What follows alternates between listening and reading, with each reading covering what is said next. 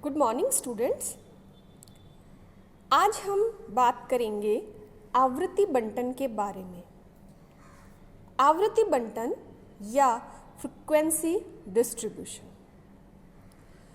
जब हमें किसी भी संदर्भ में आवृत्तियाँ दी हुई हों, उससे रिलेटेड चर मूल्य हों, अगर उन्हें साथ साथ लिखा जाए तो उसे आवृत्ति बंटन कहते हैं।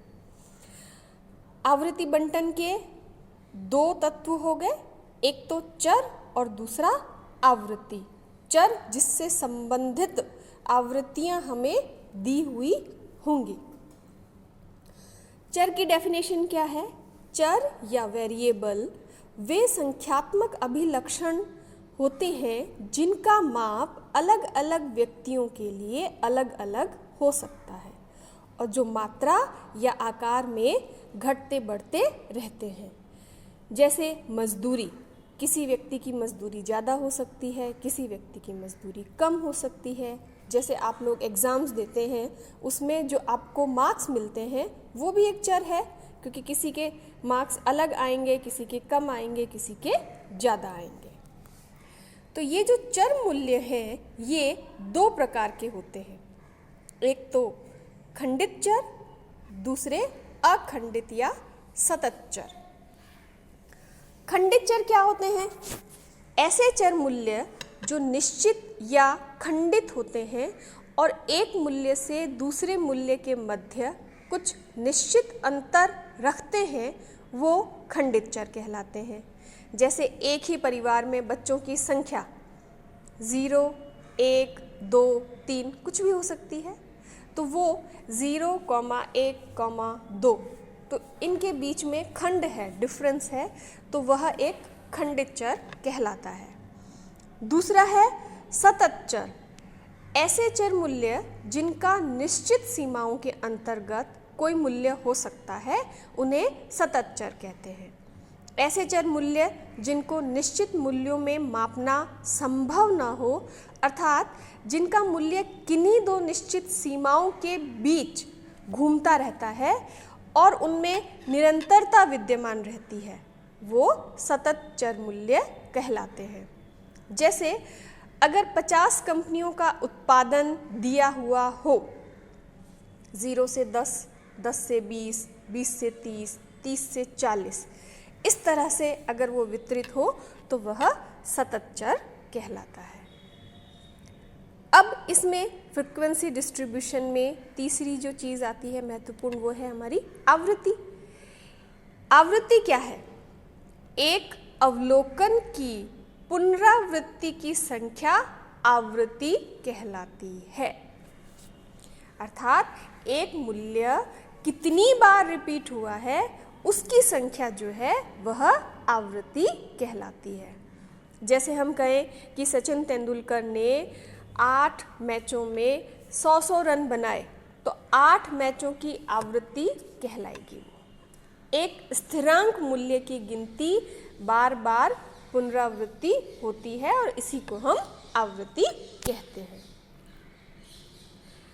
अब ये जो आवृत्ति बंटन है, इसके कितने प्रकार हैं? आवृत्ति बंटन जो है वह आवृत्तियों पर आधारित है, चर मूल्यों पर आधारित है। तो चर मूल्यों के आधार पर आवृत्ति बंटन को 3 भागों में बांटा जाता है। पहला है एक चर वाले आवृत्ति बंटन, दूसरा द्विचर वाले आवृत्ति बंटन, तीसरा बहुचरी आवृत्ति बंटन। आज हम बात करेंगे एक चर आवृत्ति बंटन की। जो एक चर वाले आवृत्ति बंटन होते हैं, उसमें चर की संख्या एक ही है, एक ही चर है और उससे संबंधित आवृत्तियां होंगी। तो इस प्रकार एक चर आवृत्ति बंटन जो है वो 2 तरह के हैं। पहला खंडित आवृत्ति बंटन, दूसरा सतत आवृत्ति बंटन। अब हम खंडित आवृत्ति बंटन को पहले देखते हैं कि मान लीजिए एक क्लास में 20 विद्यार्थी हैं और उनके अर्थशास्त्र के प्राप्तांक दिए हुए हैं।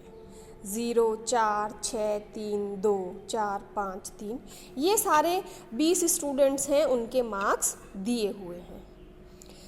अब इसको हमें आवर्ती बंटन में प्रदर्शित करना है।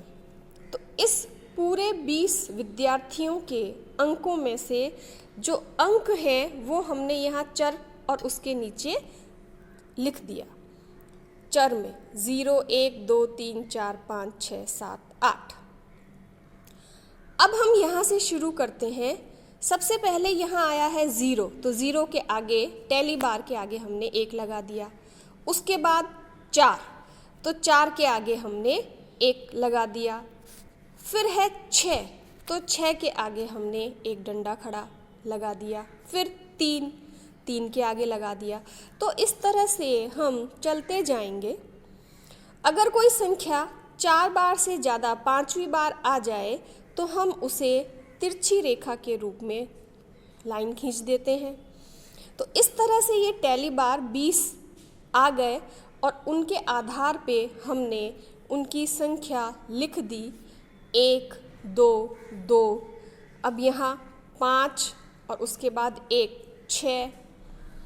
तो ये आपके 20 विद्यार्थियों के प्राप्तांक यहाँ पर प्रदर्शित हो गए। इस तरह से यह एक चर आवृत्ति बंटन में खंडित आवृत्ति बंटन हमारा तैयार हो गया। अब हम बात करते हैं सतत आवृत्ति बंटन की। सतत आवृत्ति बंटन में हमारा जो आवृत्ति बंटन है वह निरंतर चलता रहता है। वह आरोही या अवरोही क्रम में हो सकता है। छोटी संख्या पहले आए फिर बड़ी संख्याएं आए। कुछ इस तरह के आवृत्ति बंटन होते हैं जहां बड़ी संख्याएं पहले आती है और फिर धीरे धीरे क्रम से वो घटते हुए नीचे आती है। तो जो सतत आवृत्ति बंटन है वह 3-4 चीज़ों को ध्यान में रखकर बनाया जाता है। सबसे पहले सतत आवृत्ति बंटन में हमें देखना होता है वर्गांतरों की संख्या। दूसरा हमें देखना होता है वर्ग विस्तार। तीसरा हमें देखना होता है वर्ग सीमाओं का निर्धारण। तो सबसे पहले हम बात करते हैं वर्गांतरों की संख्या का। संग्रहित समंकों को कितने वर्गों में वर्गीकृत किया जाए, इनकी संख्या निश्चित करने के लिए कोई निश्चित नियम नहीं है। यह परिस्थितियों पर निर्भर करता है। वर्गों की संख्या कम होने पर आवृत्तियों का जमाव हो जाएगा। तथ्यों की विशेषताओं पर हम प्रकाश नहीं डाल पाएंगे और अगर वर्गों की संख्या अधिक कर दी जाए तो हमारी कैलकुलेशन में ही गड़बड़ हो जाएगी, हमें उसमें बहुत कठिनाई आएगी। आमतौर पर वर्गों की संख्या 5 से लेकर 15 तक रखी जाती है कि 5 से कम नहीं होने चाहिए वर्ग और 15 से अधिक नहीं होने चाहिए। इस संदर्भ में प्रोफेसर स्टर्जेस ने एक सूत्र दिया है n बराबर 1 + 3.22 log n। इस सूत्र के आधार पर वर्गांतर की संख्या निकाली जा सकती है। दूसरा हम बात करें वर्ग विस्तार की। वर्गों का विस्तार समंकों के अधिकतम और न्यूनतम मूल्यों और वर्गों की संख्या पर निर्भर करती है। मान लीजिए किसी वर्ग में 5 से लेके 105 तक विद्यार्थियों के प्राप्तांक हैं और इन्हें 10 वर्गों में बांटना है। तो वर्ग विस्तार का सूत्र क्या होगा? वर्ग विस्तार बराबर LV - SV बटा number of class group. LV largest value, SV smallest value और नंबर ऑफ ग्रुप क्लास। तो हमारी सबसे बड़ी संख्या 105, सबसे छोटी संख्या 5 और नीचे क्लास ग्रुप। तो हमारे वर्ग विस्तार की संख्या आ जाएगी 10। तो इस तरह से हम वर्ग विस्तार निकाल सकते हैं। अब हम बात करते हैं वर्ग सीमाओं के निर्धारण की। वर्गों की निचली तथा ऊपरी सीमाएं स्पष्ट और निश्चित होनी चाहिए ताकि प्रत्येक इकाई किसी न किसी वर्ग में सम्मिलित हो सके, कोई भी इकाई छूटनी नहीं चाहिए। वर्ग सीमाएं अपवर्जी रीति या समावेशी रीति, इन दोनों में से किसी भी रीति के आधार पर निश्चित की जा सकती है। हम आगे पढ़ेंगे कि अपवर्जी रीति और अपवर्जी श्रेणी और समावेशी श्रेणी क्या क्या होती है। अब वर्ग सीमाओं का निर्धारण अब हम इस उदाहरण के द्वारा देखते हैं। यहाँ 40 विद्यार्थी हैं, उनके 40 लोगों की दैनिक बचत, हमने एक उदाहरण लिया है, रोज ये 40 लोग हैं वो इतनी बचत कर पाते हैं। अब इनकी वर्ग सीमाओं का हमें निर्धारण करना है। तो वर्ग सीमाओं का निर्धारण करने के लिए वही है कि हम पहले ऊपर वाली सारी प्रक्रिया कर लेंगे कि चर मूल्यों का अधिकतम और न्यूनतम मूल्य ज्ञात कर लेंगे, वर्गांतरों की संख्या निश्चित कर देंगे, फिर वर्ग विस्तार का निर्धारण कर देंगे। टैली बार के आधार पर हम ये सब चीज़ें निकाल लेंगे। तो अगर इसके आधार पर, इन संख्याओं के आधार पर यदि एक फ्रीक्वेंसी डिस्ट्रीब्यूशन निकाला जाए तो देखिए यहाँ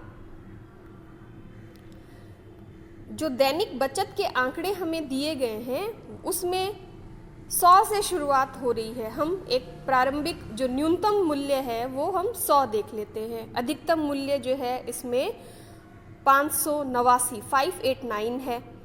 तो इसके आधार पर हमने 100 से 170, 170 से 240, 240 से 310, 310 से 380, इस तरह से 70 का जो है डिफरेंस लेते हुए हमने ये दैनिक बचत के लिए वर्ग विस्तार निकाल लिया। और इसमें कितने लोग आ रहे हैं, कितने लोगों की बचत जो है 100 से 170 के बीच है, कितने लोगों की 170 से 240 के बीच है, ये टैली बार के द्वारा हमने निशान लगाए। और इसके आधार पर यह जो है आवृत्ति का निर्धारण हो जाता है। यह है एक चर आवृत्ति बंटन। इसमें हमने देखा कि आवृत्ति, खंडित आवृत्ति बंटन और सतत आवृत्ति बंटन। खंडित आवृत्ति बंटन में तो चर हमें इधर चर दिए हुए होंगे और उससे संबंधित आवृत्ति होगी, और सतत आवृत्ति बंटन जो है उसमें आपको एक ग्रुप दिया हुआ होगा और उससे संबंधित आवृत्ति का जो है निर्माण आप कर सकते हैं।